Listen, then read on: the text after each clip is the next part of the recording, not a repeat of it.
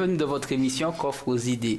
Nous nous retrouvons encore une fois afin de pouvoir poursuivre l'étude de la Bible et particulièrement l'étude du livre de Jérémie. Depuis le début de ce cycle d'études, nous abordons l'histoire du prophète Jérémie, son ministère, l'histoire du peuple de Juda, jusqu'au message envoyé par Dieu par l'intermédiaire de son prophète Jérémie, jusqu'à sa déportation à Jérusalem. Aujourd'hui, nous nous retrouvons toujours au travers de cette étude face au peuple, mais cette fois-ci, nous étudierons la vie du peuple de Juda resté à Jérusalem après la déportation. Pour pouvoir étudier ce thème, certains jeunes ont accepté d'être avec nous, dont Yves-Lise, Jessica, Manuel, Elisabeth, Josué et Ansley.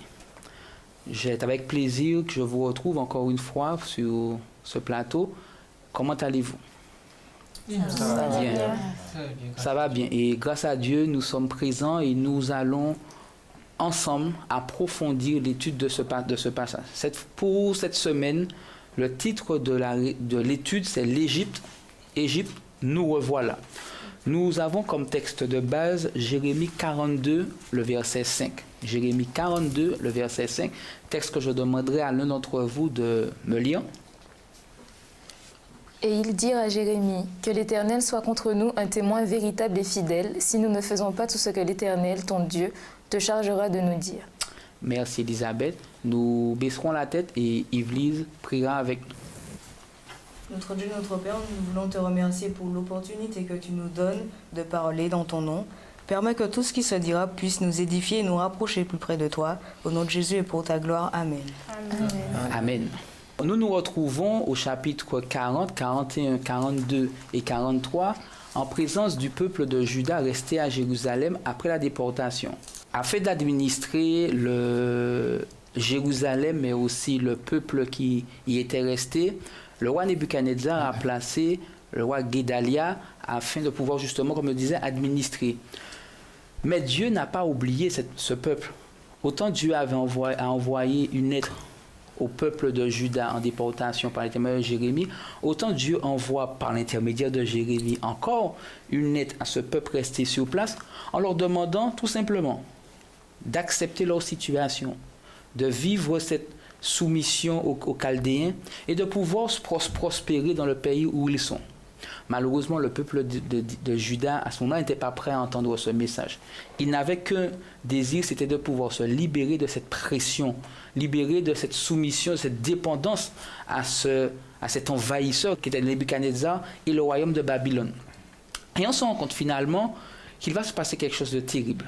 Ismaël, avec ses hommes, prit en otage tout le reste du peuple resté à Jérusalem et partir vers un autre pays. D'autres hommes de guerre, effectivement, constatant la situation, ayant reçu la nouvelle de la mort de Guédalia, et ayant constaté effectivement la déportation de cette partie du peuple, ont choisi de pouvoir faire bataille. Ont gagné et finalement ont permis la libération de cette partie du peuple.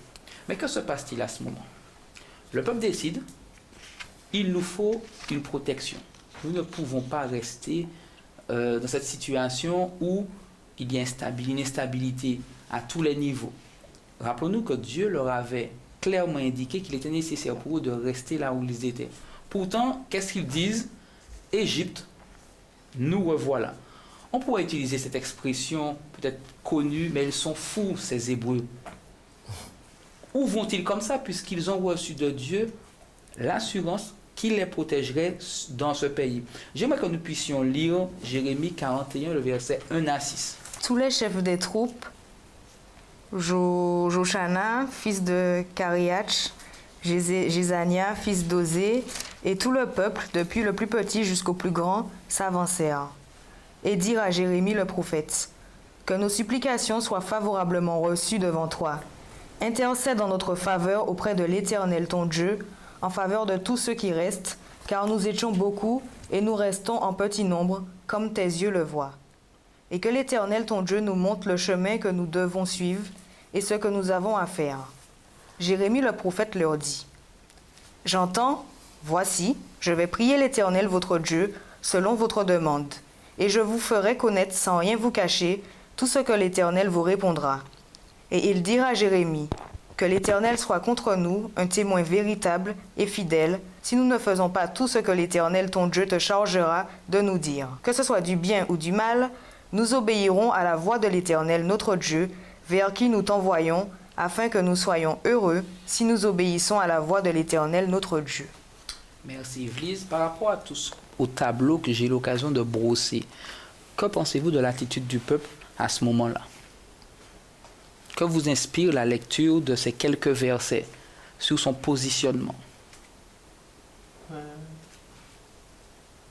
Je dirais que dans leur situation désespérée,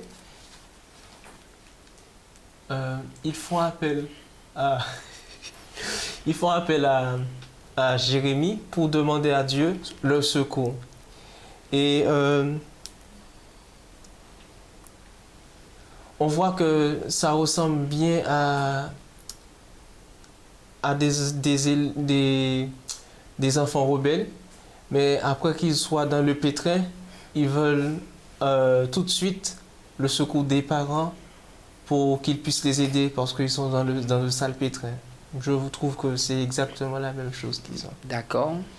Josué? Mais moi, j'ai envie de dire qu'il y a quand même quelque chose de positif. C'est que ils sont amenés à prendre une décision et face à cette décision à prendre, à savoir rester où ils sont ou retourner en Égypte, ils vont quand même faire appel à Dieu. Et donc ça voudrait dire qu'il y a quand même à cet instant-là un peu d'espoir, un peu de positif au sein du peuple d'Israël. Parce qu'en fait, ils arrivent à une décision, ils ont une décision à prendre, ils vont chercher à consulter Dieu. D'accord. Donc c'est déjà un point positif. C'est vrai que c'est une décision à prendre dans des circonstances particulières où ça ne va pas, où il y a souci, ils ont besoin, mais quand même c'est déjà positif à ce moment-là de faire appel à Dieu. D'accord. Le fait que tu dises effectivement à ce moment-là et qu'ils décident de pouvoir faire appel à Dieu et qu'à ce moment-là c'est un choix positif a toute sa place. Parce qu'effectivement à ce moment-là ils ont besoin, ils se disent où est-ce qu'on va? Est-ce qu'on va en Égypte? Est-ce qu'on retourne là où on était? Rappelons-nous quand même que Dieu avait clairement dit plus en amont, restez là où vous étiez. Voilà. Mais rappelez, il faut aussi se dire que quand il s'approche de Jérémie, une chose qu'il dit, demande à ton Dieu. N'était-ce pas le Dieu d'Israël, le Dieu de tout Juda, mais demande à ton Dieu. Malheureusement, la suite de l'histoire, de cette expérience, nous montrera que le peuple n'a toujours pas changé. Ouais. Qu'est-ce qui se passe ensuite? Jérémie consulte Dieu. Jérémie, effectivement, revient vers eux avec un message de Dieu. Le message est négatif. Oui. Quelle est l'attitude du peuple à ce moment-là? Et c'est là que le titre « Ils sont fous, ces Hébreux » prend toute sa place. Parce qu'on voit dans le verset 6, on voit qu'ils prêtent limite serment en disant « Ah oui, quel que soit ce que Dieu dira, ils feront. » Donc, ils s'engagent entre guillemets. Malgré ça, ce que Dieu répond ne va pas à ce que eux ils attendent, mais ils font ce qu'ils veulent. Voilà. Et ce que Josué dit est manifesté par le chapitre, par le verset 15 qui nous dit « Alors écoutez la voix de l'Éternel, reste de Juda, ainsi parle l'Éternel des armées, le Dieu d'Israël. Si vous tournez le visage pour aller en Égypte, si vous y allez demeurer, l'épée que vous redoutez vous atteindra. Là, au pays d'Égypte, la famine que vous craignez s'attachera à vous là, en Égypte, et vous y mourrez. » Voilà le message que Dieu leur lance. Et on se rend compte un peu plus tard que finalement le peuple choisit, quand bien même il reçoit ce message, quand bien même ils ont fait la démarche de demander à Jérémie d'intercéder, ils y vont quand même. Mais ils sont fous, ces Hébreux. Exact. On pourrait peut-être aussi se dire, ne sommes-nous pas fous parfois, jeunes? Cette expression, mais ils sont fous, ces jeunes, de pouvoir, quand bien même ils savent là où il faut aller, là où il ne faut pas aller, y aller quand même. Qu'est-ce que vous pouvez me dire par rapport à ça? C'est pour ça qu'on appelle, il y a l'expression être têtu comme une mule. Ok. Parce que là, même si on essaie de tirer en fait la mule pour aller dans cette direction, mais il y a têtu, il peut aller. Mais on peut dire que on est comme ça parce que on est, comme on dit, comme le texte de la Bible disait, en fait, le prophète disait que c'est un peuple au cou roide. Donc, c'était pas la première fois que Dieu essaie de les appeler pour qu'ils reviennent à lui, mais quand même, ils essaient de bifurquer. C'est pour cela que Dieu dit que Dieu a fait l'homme droit, mais il cherche beaucoup de détours. Donc, en fait, par rapport à ce que tu nous dis, nous aussi, en tant que jeunes, nous arrive de prendre des décisions indépendamment de ce que Dieu veut. Comment aujourd'hui vivre comme Dieu le voudrait? Quels sont les mécanismes qui rentrent en jeu finalement? Ici, nous voyons le peuple, par exemple, le peuple de Juda qui dit Seigneur, on veut la direction. Quel aurait dû être leur choix à ce moment-là? Mais à ce moment-là, c'est de suivre les instructions de Dieu. Nous arrive-t-il en tant que jeunes de toujours suivre les instructions de Dieu? Malheureusement, non. Malheureusement. Hélas. Et j'ai même envie de dire que l'enjeu tout fou de l'attitude d'Israël, c'est qu'ils demandent à Dieu, mais dans leur tête, ils savent déjà qu'ils ne feront pas. Et c'est un peu le parallèle que nous pouvons faire avec nous. On demande à Dieu, voilà, qu'est-ce que tu penses de cette situation-là? Mais on a déjà notre réponse avant même que Dieu réponde. Et c'est clair que quand Dieu il a répondu, ben ça nous embête, ça crée chez nous de la frustration parce qu'en fait, on avait déjà une réponse. À quoi bon demander à Dieu si c'est pour en réalité ne pas écouter ce qu'il dit? D'accord. La leçon que nous pourrions tirer de cette expérience vécue par le peuple de Juda serait celle-là. Apprenons à respecter Dieu, sa volonté, mais nos engagements vis-à-vis de Dieu. Ce qui est important. Nous poursuivons par Égypte, terre d'accueil. Une terre d'accueil, c'est un lieu où en général de villégiature, un lieu beau. Cette notion de retourner en Égypte n'était pas nouvelle chez le peuple d'Israël, notamment le peuple de Juda ici. Est-ce que vous pouvez me citer un exemple où, à un moment donné dans son histoire, le peuple d'Israël a émis l'idée de retourner en Égypte? Eh ben, par rapport aux eaux de Mara ou à la manne même. Okay. Vas-y. En Israël, en fait, ils étaient en plein désert et comme ils ne trouvaient pas de l'eau parce que l'eau était amère, les eaux de Mara, donc ils ont dit, Moïse nous a emmenés au désert pour y mourir. Donc, qu'on choisisse un homme qui puisse nous ramener en Égypte, parce que en Égypte, nous avions à manger, nous avions de la viande. Ça s'est fait plusieurs fois qu'ils se sont plaints contre Moïse et contre Dieu à plusieurs reprises. Et ils ont demandé à 2 ou 3 reprises à retourner en Égypte. D'accord. Il y a aussi peut-être un exemple. Chaque fois que le peuple avait besoin de protection, il se tournait vers l'Égypte, parce qu'effectivement, l'Égypte, pour le peuple, les rois, signifiait la garantie d'être protégé des invasions. Ici, même chose, l'Égypte est une terre de protection. Aujourd'hui, vas-y, Josué. Mais en fait, c'est là les rois qui faisaient, et aujourd'hui, c'est toujours le cas, on a toujours besoin de voir pourquoi. Autrement dit, ils voyaient comment les Égyptiens protégeaient, étaient protecteurs, etc. Alors qu'en réalité, ils avaient face aux Égyptiens le Dieu protecteur qui décide de tout. Mais ils avaient besoin d'avoir une preuve, de voir les choses pour y croire. D'accord.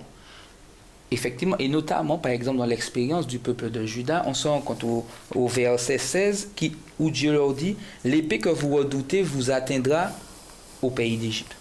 En d'autres termes, vous sortez sous ma protection, vous vous mettez sous la protection d'Égypte, alors que l'Égypte sera frappée. Aujourd'hui, cette notion retour en Égypte a-t-elle encore du sens? Que peut signifier finalement cette expression pour nous jeunes aujourd'hui? Retour aux anciennes pratiques, aux anciennes tendances peut-être. À un moment donné, on a laissé en fait des mauvaises habitudes, de mauvaises pratiques. Et après un certain temps, où on va dire un moment où on a baissé la garde, alors on recommence à faire les mêmes choses. D'accord. Est-ce que vous pourriez donner, dans le même élan de ce que Manuel dit, des exemples de justement ce que pourrait être ce retour en Égypte? Puisque vous disiez effectivement que cette expression a encore du sens. Alors. Une mauvaise habitude. Par exemple, nous sommes nés dans l'église et nous avons des amis à l'école, par exemple, que nous fréquentons. Et par nos fréquentations, ça nous amène à consommer des boissons ou des drogues. par exemple. À un moment, on s'est dit, bof, Seigneur, je reprends une vie normale, j'arrête ça, normal. Dirigé par toi, je veux que tu prennes ma vie en main, Seigneur, j'arrête ça. Donc j'arrête, je vais à l'église, mais j'ai toujours la petite tendance, la petite envie qui me tient. Tu vois la personne près de la rue, en train de boire, qui semble avoir une vie tranquille, paisible, et qui pourtant, ce n'est pas le cas. Mais on se dit quand même que ça peut être une bonne chose. Enfin, que c'est une bonne chose, puisqu'on l'a vécu, on a peut-être un ressenti par rapport à ça. Donc on se dit, Seigneur, tu sais, un petit coup. Ça va pas faire grand-chose, c'est juste un petit coup. Et puis c'est mon anniversaire. C'est faire avec les amis. C'est pas grand-chose. Et c'est en fait sur ces points-là qu'on se trompe, parce qu'en fait, même la moindre petite chose, aux yeux de Dieu, que ça soit petit, que ça soit grand, ça aura toujours la même valeur. D'accord. Merci Ansley. Est-ce que vous auriez un autre exemple? Il y en a tellement, mais bon. Ok. Je vous donne un. Dans le cadre d'une relation. Parce que rappelons-nous que le peuple de Juda s'est rapproché d'Égypte parce qu'il pensait trouver en Égypte la protection. Peut-être qu'une relation amoureuse que j'ai pu connaître dans le passé, peut-être pour moi un retour en Égypte. Je retourne dans cette relation parce que c'est pour moi la garantie d'avoir des besoins satisfaits, d'avoir une sécurité. Ça peut être, comme disant ainsi, dans un groupe d'amis parce que j'étais protégé, même s'il y avait ces mauvaises habitudes, mais ce groupe me protégeait. Et on se rend bien compte qu'aujourd'hui, cette expression a encore du sens. Et ça, vous l'avez bien dit, que dans la pratique, elle peut se manifester de manière diverse et variée, comme tu disais, Manuel. Aujourd'hui, on pourrait se dire, comment éviter de penser à ces allers-retours, d'avoir ces allers-retours entre nous aujourd'hui et l'Égypte? Moi, j'ai envie de dire, c'est en faisant confiance à Dieu. Parce que dans tous les exemples qui sont cités, ce qui manque, c'est la confiance que l'on a vis-à-vis de Dieu. C'est-à-dire qu'on retournera en Égypte, pour reprendre cette expression, parce qu'on a des craintes qui sont dues au fait qu'on ne fasse pas confiance à Dieu. Pour éviter de retourner en Égypte, et on peut le moderniser, c'est tout simplement faire confiance à ce que Dieu il dit et à ce que Dieu il a prévu pour nous. Même si on n'a pas l'impression qu'on ne voit pas les choses arriver, faisons confiance à Dieu. Et faire confiance à Dieu, on n'aura plus la nécessité ni le besoin ressenti, mais de retourner en Égypte. D'accord. Sommes-nous d'accord avec ce que Josué vient de nous dire? Oui, j'ajouterais même qu'en fait, en tant qu'humains, nous avons tendance à nous tourner vers Dieu le plus souvent quand nous avons besoin de lui. Alors qu'en fait, on doit être reconnaissant envers Dieu, peu importe les circonstances de notre vie. Et je dirais même qu'en fait, on devrait avoir une démarche vis-à-vis de Dieu et lui dire qu'on lui donne toute notre vie, en fait. Et on lui demande aussi que ce soit sa volonté qui se réalise et non ce que nous désirons, en fait. Et tout ça, ça se traduit aussi par la prière, en réclamant, en fait, aussi cette confiance, mais aussi ce désir que ce soit vraiment lui qui dirige notre vie. D'accord. Donc, il nous faudrait aussi reconnaître notre besoin d'avoir Dieu dans nos vies. Oui. Et d'ailleurs, Jérémie n'a cessé en permanence d'inviter le peuple à reconnaître cette nécessité d'avoir Dieu dans leur vie et de vivre selon les principes. Nous sommes invités, nous aussi, à pouvoir accepter Dieu dans nos vies, à vivre selon ce qu'il nous propose. J'ai une question. N'avons-nous pas l'impression, par rapport à tous ces exemples, que le ministère de Jérémie a été inutile? Parce que Jérémie a invité le peuple pour Dieu à sortir de sa situation. Le peuple est allé en déportation. Le peuple s'est fait massacrer. Le peuple, pour l'instant, se retrouve loin de Dieu. Le peuple est dans la difficulté. Il intercède pour le peuple. Le peuple ne l'écoute pas. Est-ce que vous n'avez pas l'impression que Jérémie, finalement, ça n'a servi à rien? Pas Non. du tout. Moi, je dirais que... Allez-y. Je dirais que Jérémie, c'est l'un des prophètes les plus malheureux, en fait. Parce que si on prenait un exemple, si on actualisait Jérémie au 21e siècle, Vous imaginez un pasteur qui prêche pendant, je ne sais pas, 40 ans, aucune conversion. Déjà, il aurait été déjà limogé. Vas-y. C'était l'un des prophètes les plus malheureux, mais c'était aussi un très très grand exemple pour nous aujourd'hui. Parce que ce que Jérémie a fait, son ministère, c'était quelque chose que nous aujourd'hui, on ne peut qu'admirer. On ne peut que vouloir ressembler à Jérémie. Et quand je vois l'attitude du peuple là, je me dis que c'est nous, clairement. On n'a pas beaucoup évolué depuis cette époque. Et que si on avait peut-être quelqu'un comme Jérémie pour nous dire ça suffit maintenant, ce serait peut-être, on serait peut-être à un meilleur niveau. D'accord. Ah, peut-être.